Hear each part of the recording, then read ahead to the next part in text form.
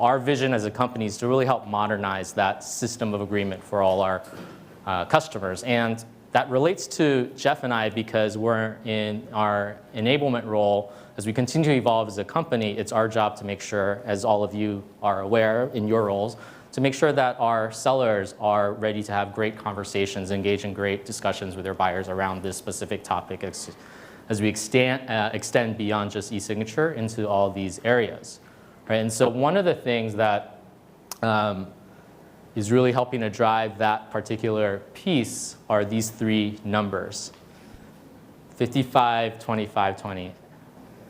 It's the new 70, 20, 10, right? So we all sort of, as learning and development professionals, we all subscribe to this theory of 70, 20, subscribe to this theory of 70, 20, 10, which is 70% of the learning happens on the job, 20% happens in a social setting, so with your managers, with your peers, and 10% happens in formal learning environments.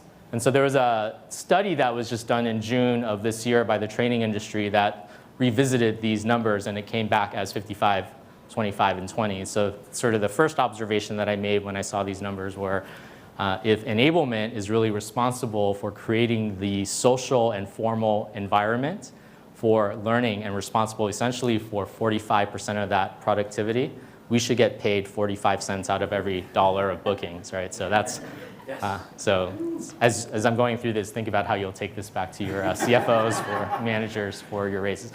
But I think the other, it's kind of, as you start to peel back the onion behind these things, it became obvious why this is, right? So we all have a job. We all drive into that job every day. We have intentions of completing these 5 things in a day, and if we're lucky, we knock down 1 or 2, and then 10 new things get added, right? So this notion of on-the-job learning really doesn't happen effectively unless we do the interrupt first, right? So whether that interrupt comes from a formal training program or through their managers, through some sort of coaching session, that on-the-job piece just doesn't happen. Doesn't mean it's not important, but it just means the other 2 pieces are really important. That's great news for us as enablement professionals.